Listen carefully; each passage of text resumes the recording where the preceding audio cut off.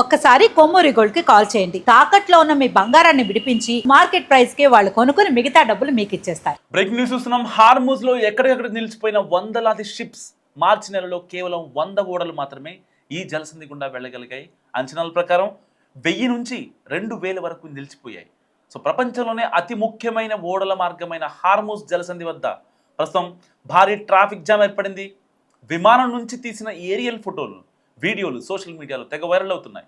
So ఈ ఫోటోల్లో సముద్రంలో చిన్న చిన్న బొమ్మల్లా వేలాది షిప్స్ ఎక్కడికక్కడే ఆగిపోయి ఉన్నట్లు కనిపిస్తున్నాయి.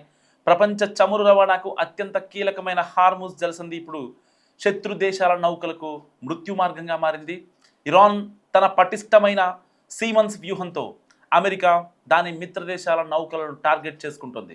సముద్ర గర్భంలో ఇరాన్ అమర్చిన మందు పాత్రలు ఇప్పుడు ట్రంప్ సర్కార్పై కంటి మీద కునుకు లేకుండా చేస్తున్నాయి. హార్మూజ్ జలసంధి పర్షియన్ గల్ఫ్ ఇంకా ఓమన్ గల్ఫ్ మధ్య ఉంది. సో దీనికి ఉత్తరాన ఇరాన్, దక్షిణాన ఓమన్, యుఏఈ సరిహద్దులుగా ఉన్నాయి. సో ఈ జలసంధి అత్యంత ఇరుకైనది. దీని వెడల్పు సుమారు మహా అయితే 33 నుంచి 39 కిలోమీటర్లు మాత్రమే ఉంటుంది. నౌకలు ప్రయాణించే మార్గం కేవలం 3 కిలోమీటర్ల వెడల్పు మాత్రమే ఉంటుంది. ప్రపంచవ్యాప్తంగా వినియోగించే చమురులో దాదాపుగా 20% నుండి 30% ఈ చిన్న జలసంధి గుండానే వెళ్తుంది.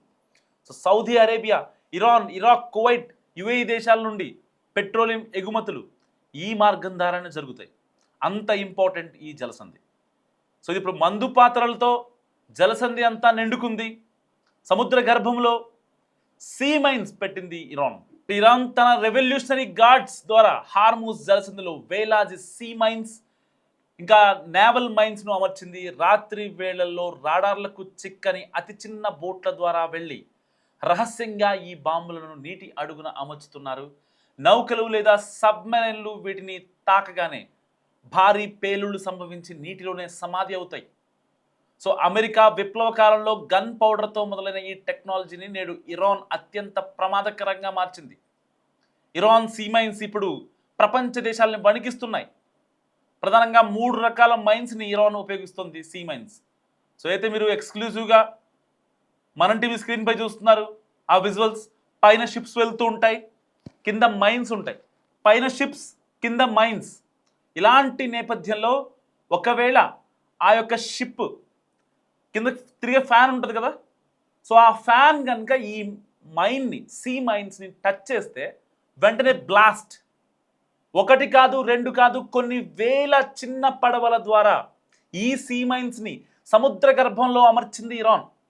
ఒకవేళ ఇది అమెరికా దగ్గర ఉన్న నిఘా సంస్థలు ఏవైతే ఉన్నాయో, ఏ నిఘా సంస్థ అయినా సరే, అమెరికా కాదు, రష్యా కాదు, చైనా కాదు, ఇంకొకళ్ళుగా, సో ఎవరు పసిగట్టలేనటువంటి చిన్న చిన్న పడవల ద్వారా, చిన్న చిన్న పడవలు రాడార్తో మనం లొకేషన్ మార్క్ చేసుకోలేం.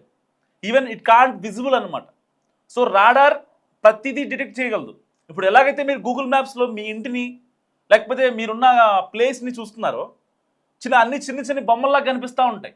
సో యాజ్ టీజ్ ఇక్కడ సెక్యూరిటీ పరంగా వచ్చేసరికి రాడార్లు ఏదైతే సముద్రంలో ఇంకా నిఘా సంస్థలు ఇలాంటి విపత్కర పరిస్థితుల్లో యుద్ధాలప్పుడు ప్రతి దేశం కూడా చాలా జాగ్రత్తగా గమనిస్తూ ఉంటుంది.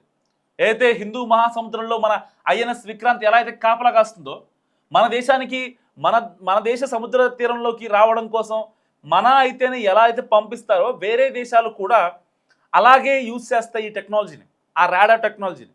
సో ప్రతి సముద్రంలో ఏది ఉన్నా సరే, ఈవెన్ డాల్ఫిన్లు చచ్చిపోయి ఒడ్డు మీదకి వచ్చినా సరే ఈ రాడార్లు డిటెక్ట్ చేయగలవు. అంత అథెంటిక్గా ఉంటాయి. ఆ లొకేషన్ కూడా ఈజీగా ఫైండ్ అవుట్ చేయగలరు. సెకండ్స్లో ఆ ప్రాబ్లమ్ని రిట్రైవ్ చేయగలరు. అలాంటి సొల్యూషన్స్ ఉన్నాయి రాడార్తో. ఇప్పుడు అలాంటి రాడార్కి కూడా కనిపించకుండా చిన్న చిన్న బోట్లతో ఇరాన్ పంపించి సముద్ర గర్భంలో, ఎందుకంటే ఆ హార్మూజ్ జలసంధి కేవలం 33 నుంచి 35 కిలోమీటర్లు రఫ్గా ఉంటుంది. అండ్ దానికి మధ్యలో కేవలం 3 కిలోమీటర్లు మాత్రమే ఆ యొక్క విడ్త్లోనే మాత్రమే ఈ పెద్ద పెద్ద షిప్లన్నీ వెళ్ళాలి. ఇటు చమురు, గ్యాసు, పెట్రోలు, డీజిల్ ట్యాంకర్లు ఇవన్నీ కూడా ఆ యొక్క 3 కిలోమీటర్ల ద్వారానే వెళ్ళాలి. చాలా ఇరుకైన ప్రాంతం, కొన్ని లక్షల కోట్ల ట్రాన్సాక్షన్స్ జరిగే ప్లేస్ అది. ఆ షిప్ అటు వెళ్ళాలి, వాళ్ళకి అమ్ముకోవడం ఎంత అవసరమో వేరే దేశాలకి కొనుక్కోవడం కూడా అంతే అవసరం. సో ఇలాంటి నేపథ్యంలో కొన్ని లక్షల కోట్ల ట్రాన్సాక్షన్స్ జరుగుతూ ఉంటాయి. సో ఇప్పుడు ఒక 50 లక్షల బ్యారెల్ల ముడి చమురు ఒక షిప్లో ఉందనుకుందాం. కొన్ని కంటైనర్స్లో వాళ్ళు ఫిల్ చేశారు. సో ఇప్పుడు ఆ ఫిల్ చేసిన షిప్ అక్కడ సముద్రం దగ్గర ఆగిపోయింది. హార్మూజ్ స్ట్రైట్ దగ్గర ఆగిపోయింది. సో కింద ఇరాన్ ఇప్పుడు సీ మైన్స్ పెడుతుంది. సీ మైన్స్ కనీసం ఒక 1000 కేజీల నుంచి 1500 కేజీల పేలుడు పదార్థాలతో అది ఎగ్జాక్ట్గా షిప్ సపోజ్ స్ట్రైట్గా వెళ్తుంది అనుకోండి. ఎందుకంటే ఇక అక్కడ లెఫ్ట్లు రైట్లు తీసుకోవడానికి ఛాన్స్ ఉండదు. అంటే ఓడలో కూడా డైరెక్ట్గా వెంటనే లెఫ్ట్ తీసుకోవడానికి ఛాన్స్ ఉండదు. సో పెద్ద ట్రాజెక్టరీ ఆఫ్ పెరాబోలా చాలా దూరం నుంచి ఆ ప్రొజెక్టైల్ని ఇలా దిశను మార్చుకుంటూ వస్తుంది. ఎక్కడో 2 కిలోమీటర్ల దగ్గర తర్వాత దిశను మార్చుకోవాలంటే అప్పటి నుంచే మెల్లిమెల్లిగా మార్చుకుంటూ వస్తుంది షిప్. సో ఇలాంటి నేపథ్యంలో ఇప్పుడు వెంటనే దిశను మార్చుకోవాలంటే అవ్వదు. ఎందుకంటే అక్కడ ఉంది 3 కిలోమీటర్ల విడ్త్ మాత్రమే. అక్కడ వెంటనే దిశ మార్చుకోవాలంటే అవ్వదు. కేవలం 3 కిలోమీటర్ల విడ్త్ మాత్రమే ఉంటుంది. ఆ 3 km విడ్త్లో ఒకవేళ ఇన్స్టెంట్గా వెళ్ళాలంటే అవ్వదు. సో జరగాల్సిన ఘోరం జరిగిపోద్ది. అలాగా కొన్ని వేల సీ మైల్స్ని పెట్టింది ఇరాన్. ఇప్పుడు కొన్ని వందలాది వేలాది షిప్స్ మనం చూస్తున్నాం. మనం టీవీ స్క్రీన్పై ఎక్స్క్లూజివ్గా ఆ విజువల్స్ని. సో ఆ విజువల్స్ ఎవరో ఫ్లైట్లో వెళ్తుంటే ఆ విజువల్స్ తీశారు. చూడండి, చిన్న చిన్న బొమ్మల్లా కనిపిస్తున్నాయి ఆ షిప్లు. కానీ వాటి ఖరీదు మాత్రం లక్షల కోట్ల రూపాయలు, కోటాను కోట్ల సంపద. అవి లేక చాలా దేశాలు చమురు యొక్క ఆర్థిక సంక్షోభాన్ని ఫేస్ చేస్తున్నాయి. చాలా దేశాలు ప్రపంచవ్యాప్తంగా, ఈవెన్ అమెరికా లాంటి రిచ్ కంట్రీస్ కూడా. అందుకనే 48 గంటలు ముగియక ముందే మళ్ళీ ఆ యుద్ధాన్ని ఆపుతున్నామని చెప్పారు, సీజ్ ఫైర్ అని చెప్పారు. ఆ తర్వాత మళ్ళీ యుద్ధాన్ని స్టార్ట్ చేశారు. సో ఇలాంటి కాన్సిక్వెన్స్ అన్నీ కూడా just because of that ships. 1 కాదు 2 కాదు, చిన్న చిన్న బొమ్మల్లా వేలాది షిప్స్ కనిపిస్తున్నాయి. ఇప్పుడు వాటిని ఎక్కడ ఇరాన్ పేల్చేస్తుందో అని చాలా దేశాలు భయపడిపోతున్నాయి. అమెరికాకి సపోర్ట్ చేసే ఏ కంట్రీ షిప్ అయినా మేము అవలీలుగా పేల్చేయగలమంటూ ఇరాన్ చాలా గట్టిగా సమాధానం చెప్తుంది. ఇప్పటికే ఇజ్రాయెల్ ఇళ్లపైకి పంపిస్తుంది మిసైల్స్ని. ఇటు అమెరికాకి సంబంధించిన రక్షణ వ్యవస్థని, రాడార్ వ్యవస్థలను కూడా ధ్వంసం చేసింది. నార్త్ కొరియా నుంచి అమెరికా మీద బాంబులు వేస్తారని చెప్పి భయంతో డొనాల్డ్ ట్రంప్ ఒక వ్యవస్థ ఏర్పాటు చేసిన నార్త్ కొరియా దగ్గర సముద్రంలో. ఆ సముద్రంలో ఉన్న వ్యవస్థని కూడా ఇరాన్ చాలా చాకచక్యంగా నాశనం చేసేసింది. ఇరాన్ తలుచుకుంటే ఎవరికైనా బుద్ధి చెప్పుద్ది అని ఇప్పుడు ఖమేనీ హత్య తర్వాత, ఏదైతే ఇరాన్ మత పెద్ద అయినటువంటి ఖమేనీ హత్య తర్వాత ప్రపంచ దేశాల రాజకీయాలు చూసారా ఎంత మారిపోయాయో. ఒక ముసలాయన చావు ప్రపంచ దేశాలు, ప్రపంచంలో ఉన్నటువంటి ప్రజల యొక్క అవసరాలు తీర్చుకోలేని స్టేజ్కి వచ్చేసింది. చాలా ఇబ్బందులు పడుతున్నారు, నానా ఇబ్బందులు పడుతున్నారు. సో ఎట్టి పరిస్థితుల్లో ఖమేనీ మరణానికి మేము రుణం తీర్చుకుంటాం అంటూ అమెరికా ఇటు ఇజ్రాయెల్పై దాడులు చేస్తూనే ఉంది ఇరాన్. ఇప్పుడు మరొక సీ మైన్స్తో ముందుకు వచ్చింది. ఇరాన్ ప్రధానంగా 3 రకాల సీ మైన్స్ని ఉపయోగిస్తుంది. ఒకటి కాంటాక్ట్ మైన్స్. సో వీటి తయారీకి తక్కువ ఖర్చు అవుతాయి, కానీ నౌక వీటిని తాకగానే పేలిపోతే కొన్ని వేల కోట్ల ఆస్తి నష్టం. Influencer mines second one. So ఇవి లేటెస్ట్ టెక్నాలజీతో పనిచేస్తాయి. నౌక నేరుగా తాకాల్సిన అవసరం లేదు. సెన్సార్ల ద్వారా నౌక శబ్దాన్ని లేదా అయస్కాంత తరంగాలు, సో మ్యాగ్నెటిక్ వేవ్స్ గుర్తించి ఇవి పేలిపోతాయి. సో షిప్ వెళ్తున్న దానికి ఆ మ్యాగ్నెటిక్ వేవ్స్ సముద్రం భూభాగానికి తాకుతాయి. ఎందుకంటే చాలా పెద్ద షిప్, అది చాలా వెయిట్తో, చాలా లోడ్తో ఉంటుంది. అండ్ అది కదలటానికి చాలా సౌండ్ చేయాల్సి వస్తుంది. అది మొత్తం ఆ వేవ్స్ మొత్తం సముద్రంలోకి వెళ్ళిపోతాయి, బయటికి రావు. చాలా తక్కువ వేవ్స్ బయటకు వస్తాయి, చాలా ఎక్కువ మ్యాగ్నెటిక్ వేవ్స్ కిందకి వెళ్తాయి. సో ఆ మ్యాగ్నెటిక్ వేవ్స్ తెలుసుకొని కూడా ఈ బాంబ్ పేల్చేయగలదు. And third one rising mines. ఇవి ప్రొజెక్టైల్స్ ద్వారా నేరుగా వెళ్ళి నౌకను తాకేలా డిజైన్ చేయబడ్డాయి. ప్రొజెక్టైల్ ఇక్కడ నుంచి ఒక వస్తువుని, ఒక బాల్ని విసిరేస్తాం అనుకోండి. సో మనం ఒక 15 మీటర్స్ దగ్గరికి వేయాలనుకున్నామండి, అదే స్పీడ్తో మనం ఆ బాల్ని వేస్తాం. సో ఇప్పుడు ఇది కూడా సేమ్.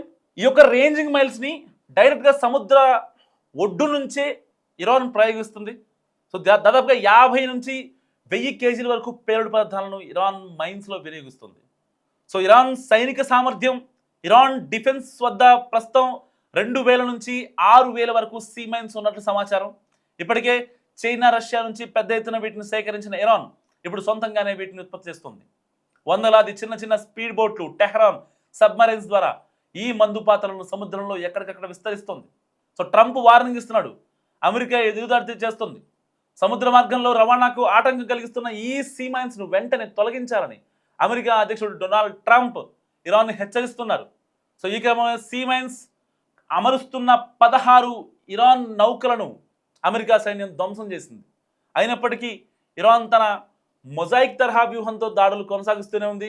ఈ యుద్ధం కారణంగా ప్రపంచవ్యాప్తంగా చమురు రవాణా నిలిచిపోయే ప్రమాదం ఉండటంతో చాలా దేశాల్లో ఆందోళన మొదలైంది. హార్మూజ్ జలసంధి మూతపడితే గ్లోబల్ ఎకానమీ కుప్పకూలుతుందనే భయంతో అగ్రరాజ్యాలు ఈ పరిణామాలను నిశ్చితంగా గమనిస్తున్నాయి. సో ఇరాన్ వేస్తున్న ఈ ఎత్తుగడలను అమెరికా ఎలాంటి శాశ్వత పరిష్కారం చేస్తుందో చూడాలి. నిజంగా అమెరికా, ఇరాన్, ఇజ్రాయెల్ మధ్య జరుగుతున్న వార్ ఇరాన్ హార్మూజ్ జలసంధిని దాదాపుగా బ్లాకెట్ చేసేసింది.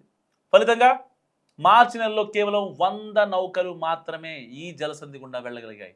సాధారణంగా రోజుకి కొన్ని 100 నౌకలు వెళ్తాయి, కానీ ఇప్పుడు ట్రాఫిక్ దాదాపుగా 0కి పడిపోయింది. లోపలికి వెళ్ళిన నౌకలు బయటికి రాలేకపోతున్నాయి. అక్కడ పర్షియా సముద్ర తీరంలో, గల్ఫ్ తీరంలో లోపల బయట, సో ఆ హార్మూజ్ స్ట్రైట్ ఏదైతే ఉందో మీరు మన టీవీ స్క్రీన్పై చూస్తున్నారు, ఆ హార్మూజ్ స్ట్రైట్ ఆ యొక్క షిప్ కదలికలను కూడా మనం అబ్జర్వ్ చేస్తున్నాం. సో లోపల బయట వందలాది ఓడలు నిలిచిపోయాయి. ప్రపంచంలోని 20% ఆయిల్, 20% ఎల్ఎన్జీ రవాణా ఈ హార్మోజ్ ద్వారానే జరుగుతుంది. సో ఇది మూసుకుపోవడం వల్ల ప్రపంచవ్యాప్తంగా ఆయిల్ ధరలు పెరిగాయి, ఎనర్జీ సరఫరాలో సమస్యలు తలెత్తుతున్నాయి. సో ప్యాసింజర్ విమానంలో తీసిన ఫూటేజ్లో సముద్రం మొత్తం ఓడలతో నిండి ఉన్నట్లు కనిపిస్తుంది. శాటిలైట్ ఇమేజ్ కూడా 2 వైపులా ఓడల క్లస్టర్లను స్పష్టంగా చూపిస్తున్నాయి. సో ఈ సమస్య వల్ల 40,000 మంది సిఫారర్లు, నావికులు ఓడలపై చిక్కుకుపోయారు. చాలామంది ఇంటికి రావాలనుకున్న యుద్ధ ప్రాంతంలో క్రూ మార్పిడి చేయడం కష్టంగా మారింది. హార్మూజ్ జలసంధి ప్రపంచ ఆర్థిక వ్యవస్థ చాలా కీలకమైన చోక్ పాయింట్.